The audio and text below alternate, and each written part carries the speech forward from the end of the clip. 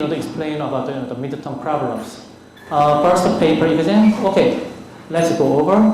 So problem 1 to 5 is to choose all right answers. So there can be the multiple answers or there can be no answers.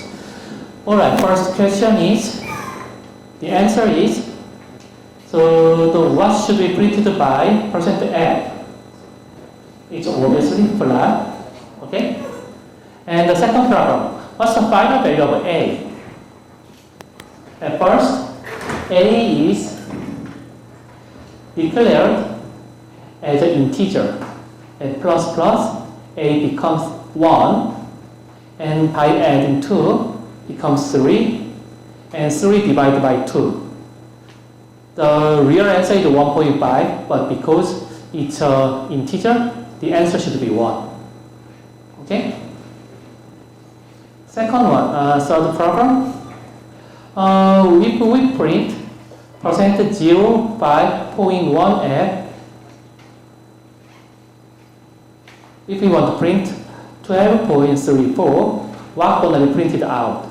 Here, this 5 means we're going to reserve in total 5 space. And the 0.1 means we're going to display only 1 digit after decimal point.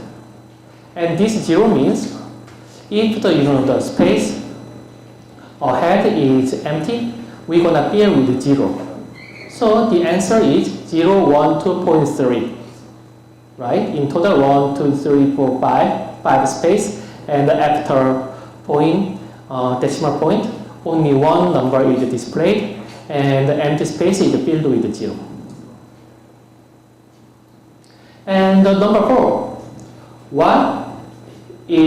What are valid names of variables? So, okay, so let's see the first one. First one is the underbar if. By if itself, it cannot be a variable name because it's a keyword. However, it's not if, it's an underbar if. And variable can be started with underbar. So, underbar if can be the variable name. How about the B alpha B? This alpha is not allowed for the variable name, so it cannot be the variable name. How about do? Do is also a keyword, so it cannot be. How about number 1? Number 1 definitely it works. And 2p1, it's not valid because it starts with number. Okay, you got it? Alright. And number 5. Number 5 is a little bit tricky. Choose ones that doesn't show 0 when printed by printf with %d. Okay, so let's see. Okay, so let's see first one. Not of 1 or 0. This is 0 because not 1 is 0 and 0 or 0 is 0. So when you print out %d, it printed 0. Okay? How about this one, second one? 1 over 3 plus 2 over 3. Because 1 is an integer, 3 is also integer, then so first term is 0.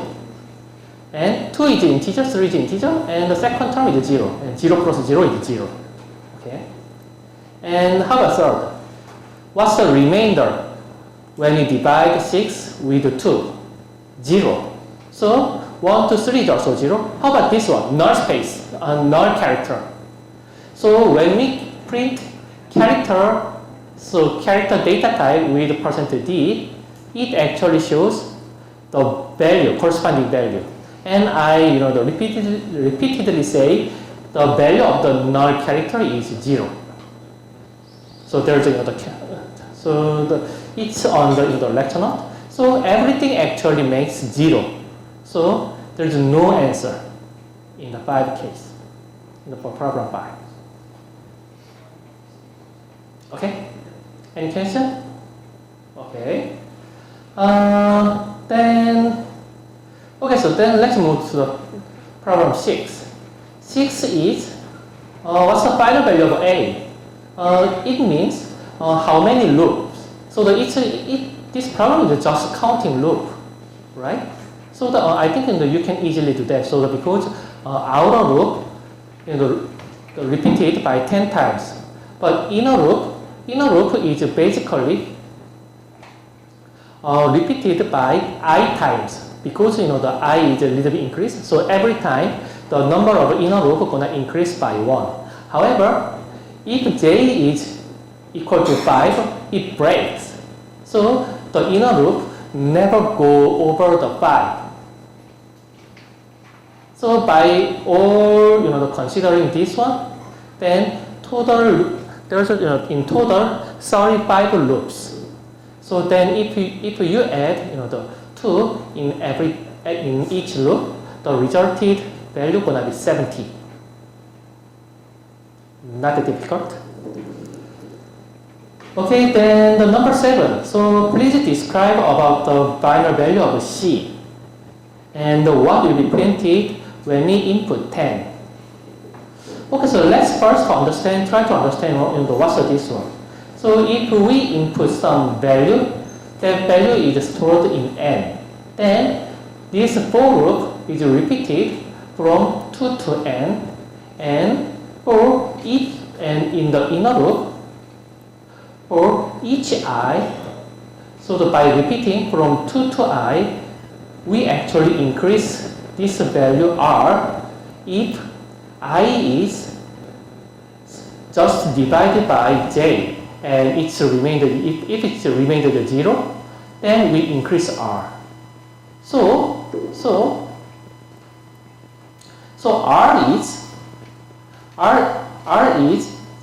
is the number of integer that perfectly divide I from 2 to I. Right? So if r is equal to 0, we increase c. So if r is 0, so for the number I, if r is 0, that means there is no number that perfectly divide I between 2 to I minus 1. That means I is a prime number. Is it right? Am I right? You got it? So actually this program count C is the number of prime numbers under n. So C actually count the prime numbers.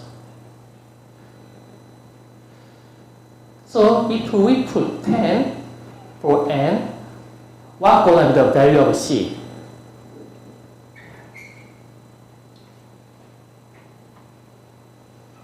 How many prime numbers under 10?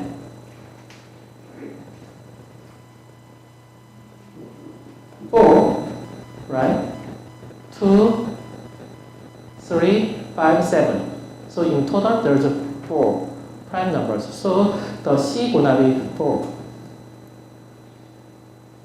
Alright, then number 8, 5 or coding errors or mistakes. Okay, so the red one, so the ones that marked with red, they are all the my corrections. So in the original program, there's no this type of the bracket. So we put this bracket here, and in the program. And the second one, this program, in the program, this C was large C, it should be small c. And in the scanf, there is no end mark before A because we have to make end here. But this S, there is no end sign. And here, when we print it out, every in the original paper, in the program, this one was the single quotation mark. But it should be replaced by the double quotation mark. And in the original program, this one was like, so in the original program, it was like, oops.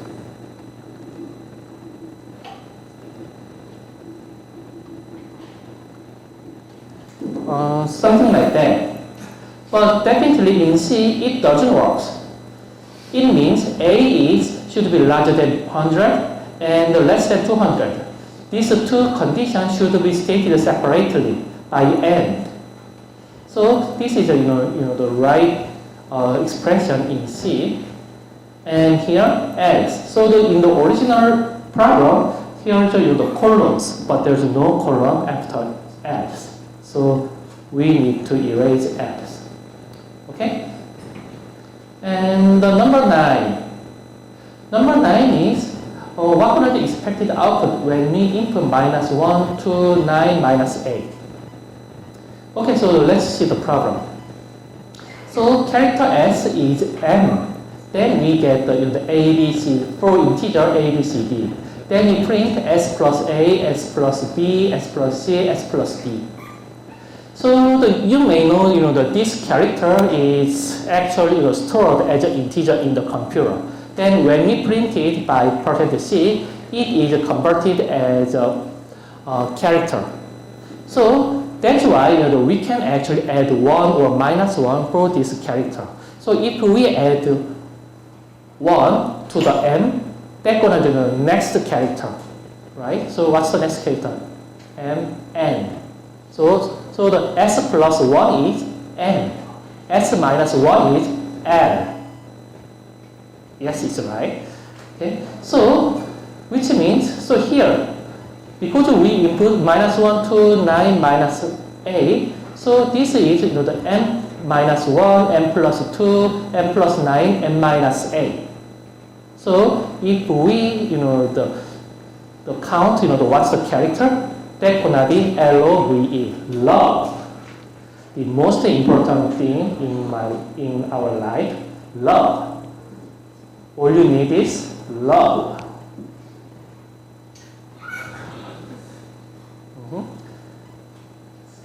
Okay, so then problem 10. Problem 10 is a little bit tricky. It's a little bit tricky. Okay, so first we need to understand. So I explained what's a random function. So before the exam, so random function actually generates some random numbers between 0 to certain this number. Then in this code, so our goal is what's printed out finally. So in order to understand, we need to know what's the x and y. What's the x and y? Because so here the random function. So it generates a certain random number, and by dividing and by calculating remainder, when you divide the 501, so this number gonna be the random number between 0 to 500, right? This is 0 to 500, and we convert it to the floating in order to make division. Then by dividing 1000, we're gonna have 0 to 0.5, and by taking -1, so x gonna be -1 to -0.5, some random number from -1 to -0.5. So y is similar. Then if the x squared plus y squared is less than 1, we increase the count. Then we repeat it, these steps for n times. So if n is very large, we actually generate many random number between -1 to -5 and -1 to okay, this should be, okay, so this is wrong. So -1 to -5. So -1 to -0.5 and -1 to -0.5. So if we plug these ones in the two-dimensional graph, so it's gonna be the certain square. It's gonna be certain square in this size. So x and y gonna be the random point within this the small squares, right? Then we increase the count if and only if x squared plus y squared is less than that. That means x and y should be within this circle. So actually, what you have to do is this, calculate the area of this red spots, right? Area of the red. Then divided by because the total space of the square is 0.25. Then we just calculate and get this ratio. Originally, I thought calculation of this, the red area is not that difficult, but finally it turns out to be, not that easy. Is there anyone who actually calculated, the area of this red spot? Great, great. Actually, if you calculate, the answer is going to be 0.31. But I realize the calculating this red spot is very difficult. So if you even though you didn't get the final answer, if you get the right approach, so I give you the perfect scores for this problem. So thank you for calculating this one. But by myself, I cannot do that. But you are young, so you can do that. All right, great. All right, this is a paper solution, paper problem. Any question for the paper problem? Okay. And programming problem.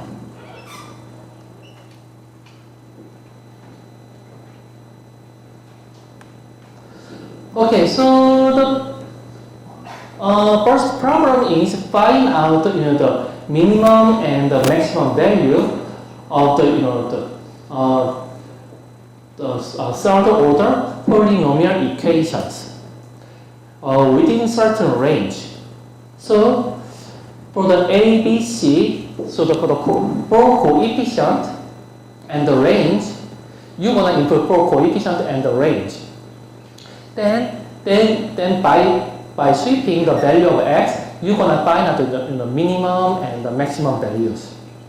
I think in the exercise program, so there is in the exercise program, I gave you before the exam. So there's some similar problem, right? So it wouldn't be maybe it's in the homework problem. In the homework problem, there's some similar one, so it wouldn't be that difficult. So it's easy. So using the scanf, we gonna get the six numbers. Then we capture the minimum value and maximum value and the corresponding x, so min x and the max x. So it is easy. So because we want to calculate minimum, so at first we set up minimum value is a very large value at first, and the maximum one is the very small one. So anything that actually the calculated value can be replaced. Can replace at the initial settings. So by starting x from P to Q, and at the window of the 0.01, for each x we calculated the value of v. So the value of v is a. So calculated with this coefficient and with this equation. So if the v is less than mean, so the current mean, we replace mean with v and set up that corresponding x, right? So at initial mean is the set at the very large value. So at the first loop, so the mean is set it as the calculated value of v. So you can think, so in this way you can find out the minimum value. And similarly, you can find the maximum value using this kind of the code. Then just print out.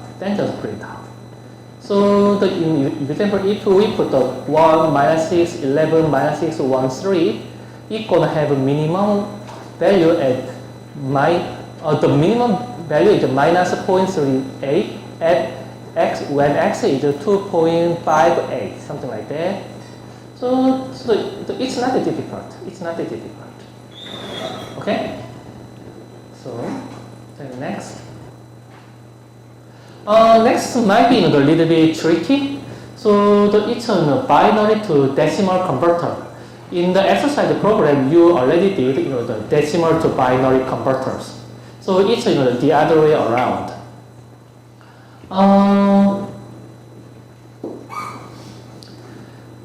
So basically, if you input the 1011 or 1011, that binary number is basically 11, right? So this number is scanned by %d, and it is stored in n. Then it's the same. I think you already know how to extract each digit of this usual number, which is we just calculate the remainder when we divide by 10. And if that remainder, because this one is considered as a binary number, this one should be 0 or 1 only. So if r is 0, but if r is not 0 and r is not 1, which means r is something other weird number, then we make an error, then we stop it. So if error is 1, we show it is an error. So this is how to check the error. So this is the second problem. So let's think about it. Every digit is 0 or 1. Then for the next loop, we divide n by 10. Then we add s. Then generate the 10 decimal point by adding this the 2 by multiply 2, because this is considered as the binary number. So I think you already know how to convert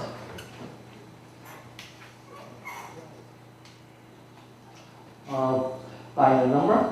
So for example, if it's a 1 or 1 1 in the binary number, this one is 11 because it is e times, so the 1 times 2 to the 3 plus 0 times 2 to the 2 plus 1 times 2 to the 1 plus 1 times 2 to the 0. So this the first position, first digit is for the 2 to the 0, and the second one is for the 2 to the 1s, and the third one is 2 to the 2, and the fourth one is 2 to the 3s. So in this way, this binary number is converted to the decimal number, and the result is 11. So in this code, we just implement these steps by adding to s and increase this b by multiplying 2. So everything is in normal. Then we print out which means if error is 0, then we print out this s. Okay. So I think you already, if you understand well to decimal to binary converter in the program exercise, it wouldn't be that difficult to make the other way around. Okay, third one. So the problem is find the greatest common divisor, GCD. I'm a little bit worried about you might not know about the GCD, so I put in Korean, which is 최대 공약수, and the least common multiple, which is 최소 공배수, of two positive integer obtained from the keyboard. Then it's not difficult, right? So you just make a for loop from 0 to certain number. Then you just get the largest. So the common divisor means the remainder is 0. Divisor means in here the greatest common divisor means the integers that actually make the 0 remainder for the both numbers. among those numbers, the largest numbers. That's the GCD. So it's easy. So we start from the between A and B. We start from the something smaller one because this GCD cannot be larger than A or B, right? So we start something smaller one. Oops. Then we repeat it until the I is larger than 1. Then by decreasing I one by one. Okay? So using this for loop, starting from the largest number, then we just decrease one by one, step by step. Then for every number, we test if remainder is 0 or not. If remainder is 0, then because it's 0, none of 0 is 1. So if the both is 1, which means I is divide A and B perfectly, then by break, this loop is we actually get out of this loop. Then I at this time I is the GCD because we actually start from the last one, then search the common division by decreasing the number. So in here I is a GCD, and it's the same for the J is actually starting from 1. Then we repeat it to the A times B. So it starts from the smaller one, then getting to the largest one. And similarly, we also find out if J is perfectly divided by A and J is perfectly divided by B, then we stop it. So in this way, we can find out the least common multiple. This is J. So this is definitely there are so many implementation possible, but this is my one. So in this way, so if you put the two integer 10 and 15, GCD is 5, LCM is 30. And in our problem, I ask you to getting the GCD and LCM of these two numbers. And the GCD is 201, 251, and the LCM is this large number. So not difficult, okay? Any question?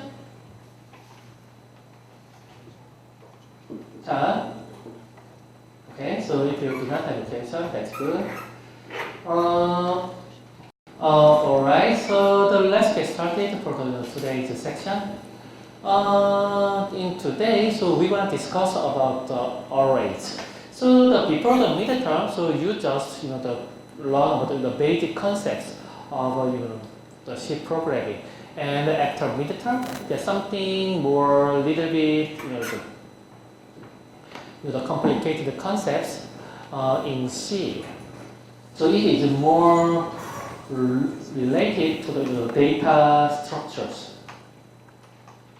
Okay, so let's look at the array first. Actually, many algorithms include a repeated task with different values. For example, so we may need to do the same thing for the 100 or 1,000 values, thousands of the different data. Actually, for this type of task, arrays provide a very useful way to store and process the same type of data. So for example, let's consider about the add 100 values. In C, we just repeat addition for the 100 different values. So one way is, okay, so we just make so declare V001, V002, and V100. So we declare 100 variable with different names. Then we generate the V001 equal to some random. Then some random number is stored at V001. And another random variable is stored to V002. And finally, 100, V100 is another random variable. So in this way, we can store 100 random variable.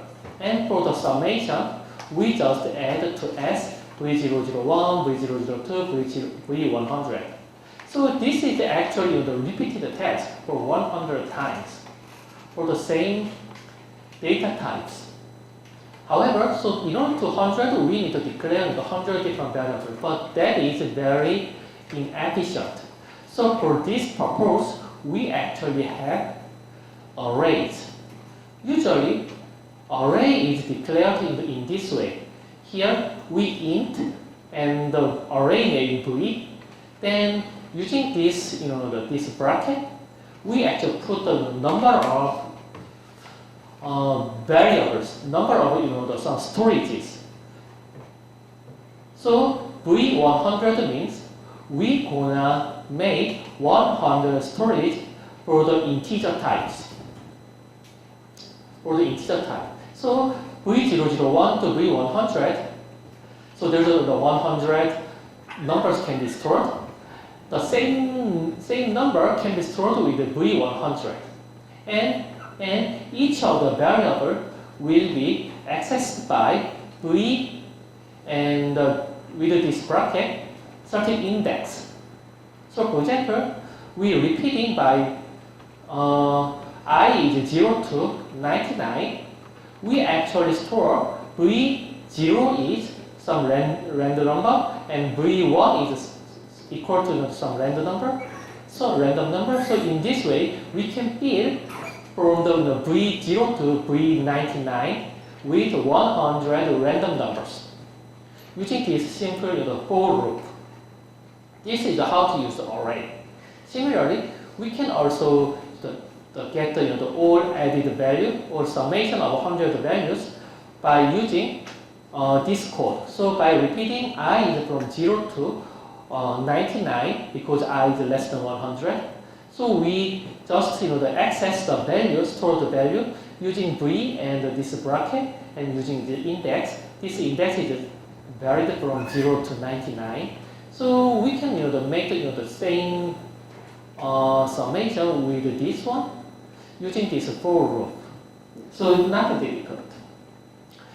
So let's first discuss about the one-dimensional array.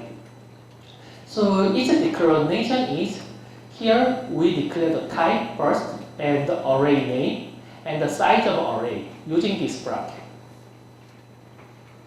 Then we can use this the array name 0 to size minus 1. So that's important. So in here when we declare, so for example int and 5. This means we gonna make the 5 rooms for the integer variables. And to access these 5 rooms, we always start from the 0. And to make 5 rooms, it is from 0 to 4, not 0 to 5. It's already from 0 to 4. So the index should be 0 to size minus 1. It's not 1 to size. It is from 0 to size minus 1. So index that is larger than or equal to size shouldn't be used. If we use, it makes something it makes some errors, or sometimes it actually broke your system. So for example in here, here we use int n 5. That means we're gonna declare integer array of which size is 5. So we can use n0, n1, n2, n3, n4, and we can assign the n0 equal to 1. Then in this way, we can assign the value 1 to the n0. So in here, in the n0, the 1 is stored. And here, n1, 2 is stored. In this way, up to 5. However, n5, because in the system, they only reserved from 5 stored 1, 2, 3, 4, 5. If we access this n5, we don't know what happened because we don't know what is in this area.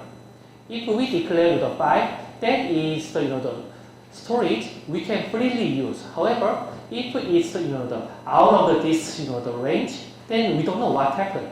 So that's why we should not use the more than 5 index.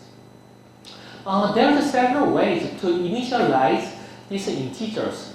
So very simply, we can initialize each values by assigning each values, but sometimes it is too much. We need too much types. So another way is int n5 is equal to 1, 2, 3, 4, 5. So it also works.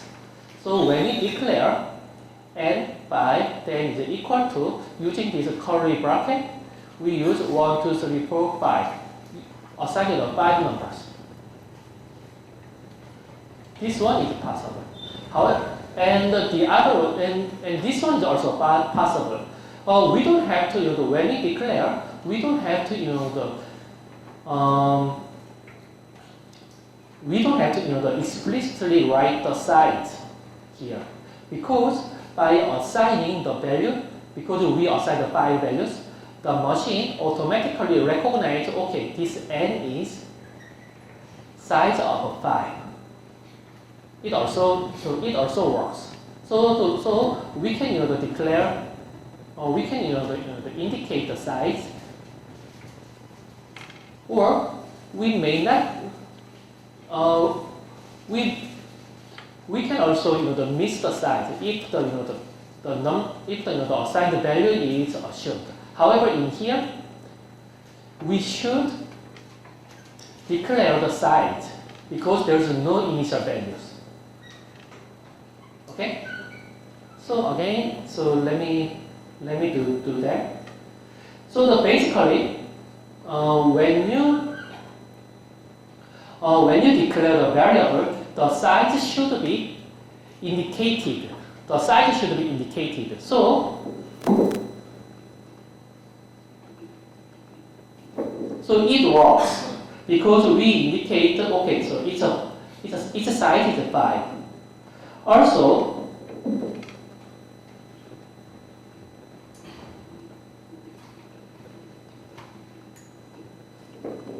it also works because even though we didn't put the size here, actually from this initial value, the machine can know, okay, it is, its size is 5. However,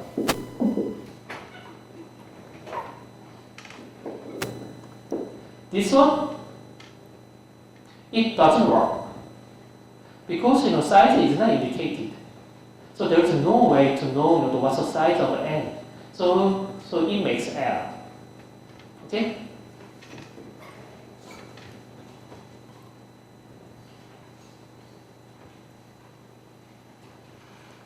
However, the problem is once we declare int n5, then n is equal to 1, 2, 3, 4, 5 using curly bracket. In this way, it doesn't work. It never works. So you cannot assign the values in this way. So this the initialization with curly bracket, that only works when you declare the variable. Once you declare variable without initial value, so you need to assign the value one by one in this way. This is the only way. So this one makes error. Okay? You got it? Alright.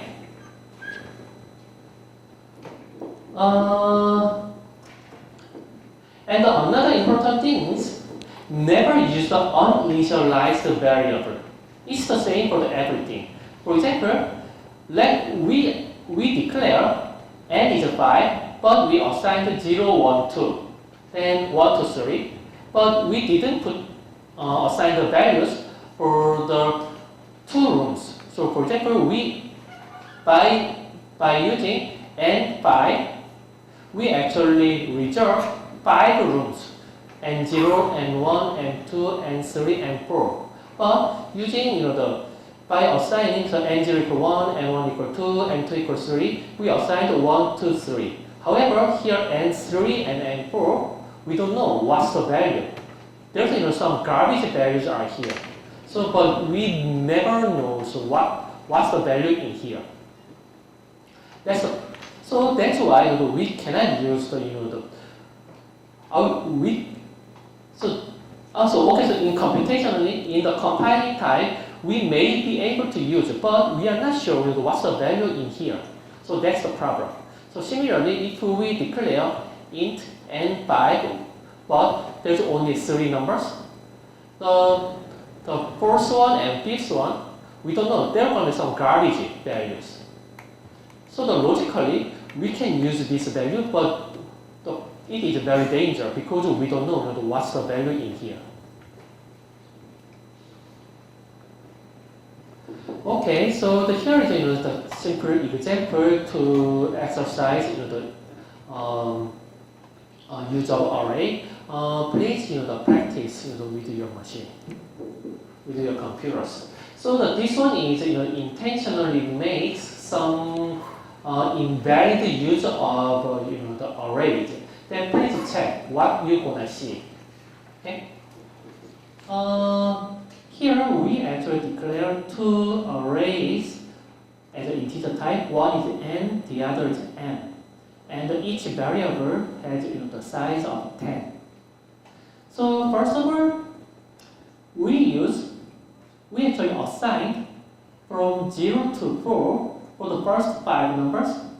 For n, we assign some random numbers between 1 to 10, right? Because rand and the remainder divided by 10 is generated from 0 to 9. 5 plus 1. Actually, this n actually has a random number from 1 to 10. And for example, in n's case, in n 0 is 0, and 1 is 1, up to n 4 is 4, right?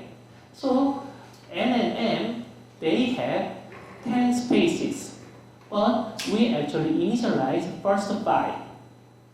But here in the for loop, we actually want to check what's the actual stored value. But here we use 0 to 15, so we try to check the 15 numbers. Okay, so let's see. So this is the first printed out. So as we expect, from n is 0 to 4, random numbers 2, 8, 5, 1, 10 is stored. And here from n 0 to 4, 0, 1, 2, 3, 4 is stored. However, from 0 to 9, this is there's the garbage numbers. So these are the weird numbers here. So because it is not initialized, it's the same from the 8 to 9. Okay? Then from the n10 to n14, these are the out of the range, out of the valid range of the array. So sometimes it shows something weird number, like this part, but sometimes it's something it looks like meaningful numbers. It's the same here. From 9 to 14, it has some weird numbers. But here, some numbers. But if you look at here, 2, 8, 5, this is the exactly same number here, 2, 8, 5 here. So the probability that they're gonna have the exactly same number in a 3 consecutive way. Three consecutive numbers are the same in here and here. If they are totally random, the chance is very low. So it's weird whether it's actually the true or not. So that's why if we beyond the 10 to beyond some certain range, it is a danger. So this is the first print out, and let's see the second print out. Okay, so let's know about the second print out. In the second print out, we actually assigned n from 5 to 9. We assigned I. So m5 is 5, m6 is 6, m9 is 9. And from 9 to 15, we should not use this area, right? But intentionally, I actually assigned certain value for this invalid area. Then we also printed out the value of n and n. Then let's see what happened. So first n here, because we assigned 0 to 9, it is assigned as expected. And from 10 to 14, it is also assigned 10, 11, 12, 13, 14. So it is our expectation. But there is a significant problem because if you look at here, n0, n1, n2, their original value is 2, 8, 5. However, their value is changed to the 12, 13, 14. Even though in the code, we never change the value of n. We just change the value of n, but here, actually, the value of the array n has been changed. That is the problem. That is the problem. Actually, in the memory space, this M12, 13, 14, they are actually occupy the same room with N1, 0, 1, 2. So that's why at here, they displayed the same number with N1 to here. So that's the problem. So if we actually use some certain the array beyond the valid range, then we don't know what's the actual storage. So it might be connected to the very important some memory space that is related to the, let's say some the operating system or the more systematic area. Then it actually make this whole computer out. So that's why we only need to use the valid range. Okay. Okay, so then please practice this the examples. So this example is get the 5 floating numbers from using scanf. Then it's the sort the numbers. Then for the sorting, we use the arrays. So let me explain this program. First, we actually declare the 5 numbers for the floatings. Then for the floating type, then by repeating 5 times, we actually get the 5 numbers using percent and fi. So when you use fi, this is just one floating number. So just putting the end mark here, we just get the input for this fi. So by repeating this scanf by 5 times, we can actually fill all of the numbers in this array of which size is 5. Then this part, this the for loop, the nested for loop is for the sorting part. So please remember this algorithm because it's a very basic algorithm for the sort. It's like that. So we start from I equals 0 to ni equals 5 and increase I. And the j is starting from 0 to I. Then by comparing fi and fj, if I is less than j, okay, so please think about, because the j is always less than I, okay? Because the j is repeated by I here, so j is always less than I. So which means when we have the numbers in a row, certain value fj value in that comes first. If we compare the two numbers, which is the first and the second, after if the first value is larger than second value, okay, because the fj is okay, fj because index j comes first than I, so the number that comes first is larger than number that comes later. Then is swapping. Swapping means we actually the temporarily store fi to the temp. Then we assign the value of fj to the fi. Then we assign the value of fj with temp. Temp the value is fi. So that means we swap the value between fi and fj. We are swapping. So if the large number comes first, than the smaller number, then you swap it. Then it may, so the small number comes first, always. And by repeating for all of the j, we can actually make the small numbers always comes first than the large numbers. That means we're gonna sort in the ascending order. So for example, if we put the 1.2, 3.1, 0.7, 5.3, 2.7, then the sorted value is starting from the smallest one, 0.7, 1.2, 2.7, 3.1, 5.3. So the resulted one is this sorted one.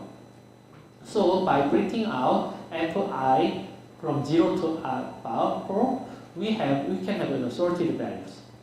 Okay, so please practice this program, and please keep in mind this sorting algorithm, because it's gonna be used for the quiz and the final exam. All right, please go ahead. All right, so let's move to the next topic. Okay, so we are talking about the one-dimensional array up to now, but if we talking about the one-dimensional array, so next is the two-dimensional arrays. So the two-dimensional array is also possible. So the declaration is like that: type, integer, character, float, whatever, and name. Two-dimensional array or your double array name, and row size and column size. So two-dimensional array means it's a matrix, right? Two-dimensional array means it's a matrix. So we actually display is the number of row and the number of columns. So for example, this is the case. We declare integer n 4 and 3, which means it has 4 rows and it has 3 columns. So each row has 3 numbers. So then it is initialized by like this. Using this this curly bracket, and each row is also presented by this small inner curly bracket. So within this outer curly bracket, there is 4 inner curly brackets. So the 4 blocks. So each block is for each of this row, and each row has 3 values. So that 3 value is 310, 275, 365. So here, this is the first value of the first row, second value of the first row, and third value of the first row. So in the matrix form, this data is presented in this way. So this is a matrix, 4 by 3 matrix, and 310 is for the row 0 and the column 0. 275 is row 0 and the column 1. And let's say, and this one, 235 is second row and row 2 and the column 1. So in order to access this is the specific number, we just use the row index and the column index, and always they start from 0 to the size minus 1. 0 to the size minus 1. Okay? So n to 2 means, so if we use n to 2, the value is 240. Okay? This is the two-dimensional array, just extension of the one-dimensional array. Here, so if we declare n for 3, n00 or n01 or n32, this one can be handled as a normal int variable, a single integer variable, because this one is actually indicate a single integer variable. However, n0, for example, n0, n1, n3, these are actually handled as a normal integer array, which means when we say the n0, that means this array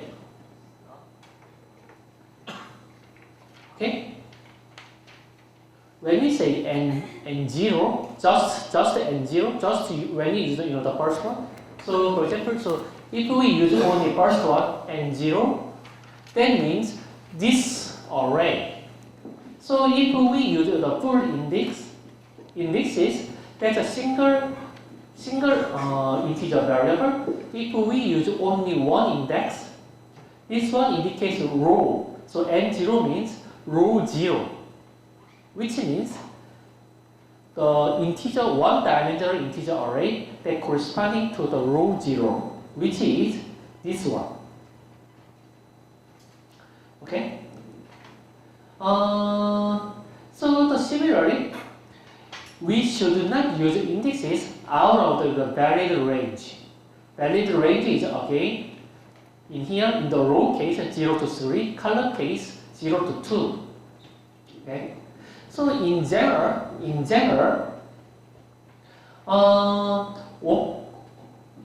beyond the two-dimensional array, multi-dimensional arrays are possible. 3-dimensional, 4-dimensional, or what's the next? 5th-dimensional, whatever is possible. So we just put more and more integers, more and more indexes here. For example, this one is a 3-dimensional array. So this is much more complicated. So it actually has the 4 matrix. It seems to have the 4 matrix, and each matrix size is 3 by 2. So it's a 3 by 2 matrix. So in here, this one is one matrix. Okay, and each matrix is 1, 2, 3, 4, 3, 4. This is a 1 3 by 2 matrix, and such a there's the 4 such a matrix. So in this way, we can actually extend this arrays into a higher dimension. However, usually people, because because we are human, we can easily understand one dimension, and we can also easily understand 2-dimensional data. But 3-dimensional data we can imagine, but it's a little bit hard to see because it's a 3-dimensional space. However, it's a 4-dimensional space. It's almost impossible to imagine, even if you are not very good at mathematics. So in the C, people very frequently use a 2-dimensional array, but sometimes they use a 3-dimensional array. But for me, I've never seen the higher than 3. So people, so it's possible to use the first 4-dimensional array, but I've never seen the 4-dimensional array in practice. So in practice, 3-dimensional array might be the highest one you can see if it's not a very special case. So please keep in mind, so any dimensional array is possible. You got it? Okay, not difficult. Okay, so please practice this example. This example, we declare this n as a 2-dimensional array, 3, 2, which means 3 by 2 matrix.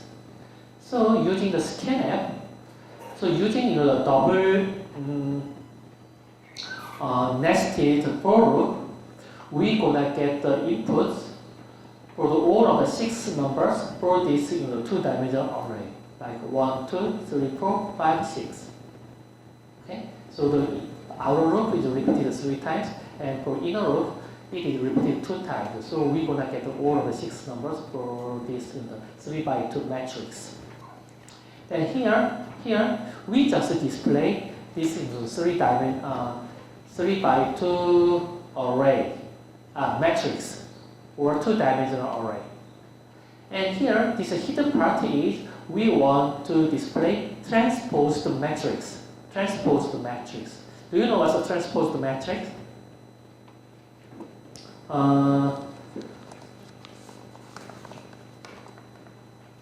Sorry? Do you know what's a transposed matrix? No? Okay, transposed matrix is like that. This is you know what's a matrix. This is a 3 by 2 matrix. Its transposed matrix is this one, 2 by 3. We just flip along the diagonal. That's the transpose. So if we transpose this matrix, it becomes 2 by 3, and it is actually flipped over this diagonal part. So 1 is here, but 2 is come here, and 3 is come to here, and 4 is come to here, 5 is here, 6 is here. So it is flipped along the diagonal. Okay? That's the transpose. So this hidden part is to display this transposed matrix. Okay, please go ahead. How we can display this transposed matrix?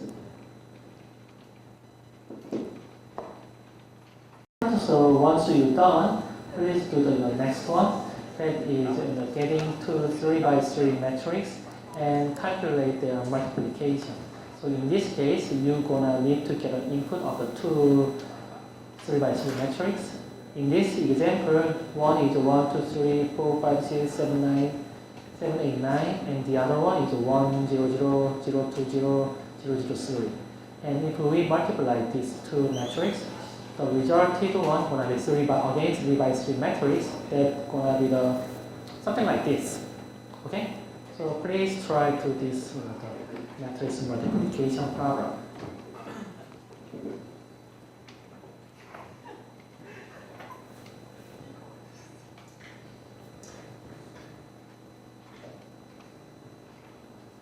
Is there anyone who finished this multiplication problem?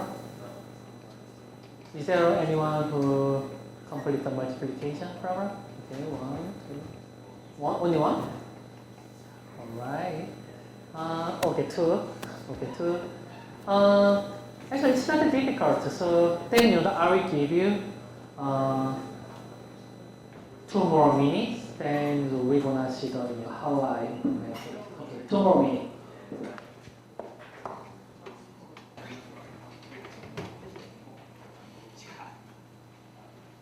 Okay, so it's very simple actually. So because okay, so transpose means for the first row I want to print first column, and for the second row I want to print second column. So it's like that. So I actually do from J is 0 to 2.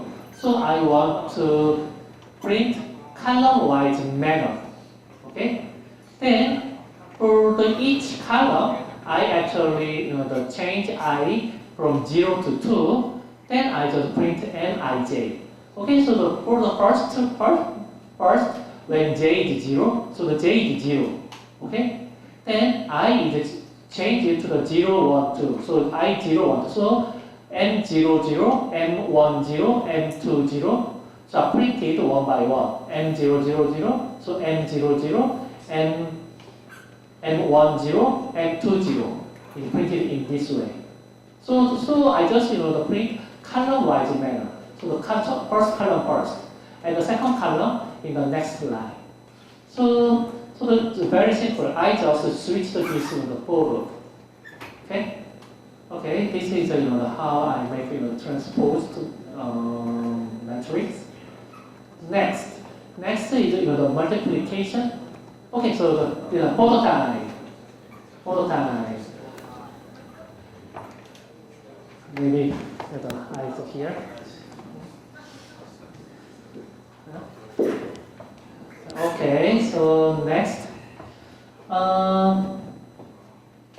Okay, next is 3 by 3 matrix multiplications. So I think you understand the problem. So let's see the implementation. Oops.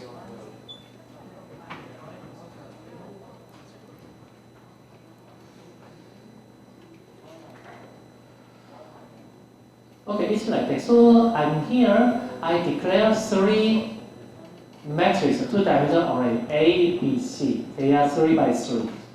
Okay, for the first one, so by repeating the for loop, I get the numbers for A. So it's easy because it's already in the code. And the second one, I also get another 3 by 3 matrix using the double for loop and the scanf function. So in this way, I actually get the A and B matrix. Okay? Then I get the inputs for the A and B matrix. And this part is for the multiplication. Okay, so I think you know. Okay, so then I repeat for the I is changing row from 0 to 2, from 0 to 2. So for all of the 3 rows and for all of the 3 columns, I want to calculate element I and j of a matrix C, ij. So the Cij, so I want to calculate Cij. So Cij is the sort of inner product of ith column. No, ith column, is it right? No, ith row. Okay, so the Cij is the inner product of the ith row and ith row of A and the jth column of B. Am I right? In the matrix multiplication. Okay, again.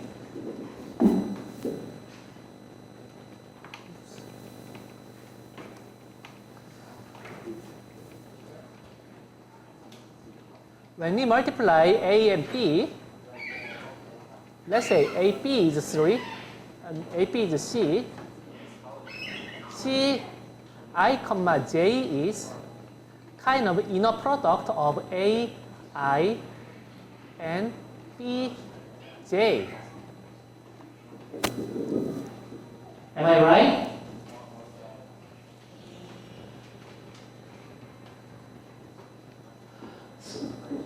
It's right. Okay? So the element of the C, the resultant multiplied matrix, I and J's matrix is the inner product of the I's row and the J's column of the first matrix A and B. So I just implement it. So because each okay, so each vector size is 3. So by repeating k from 0 to c, I initialize this Cij with 0. Then I just add this. Then I calculate the inner product by changing k from 0 to 3. Then, for example, if it's a C11, if I want to calculate C11, I calculate the C10 times B. A10 times B01 plus A11 times B11 and A12 times B21.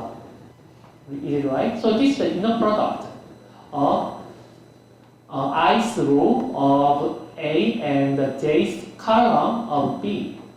Then it's done.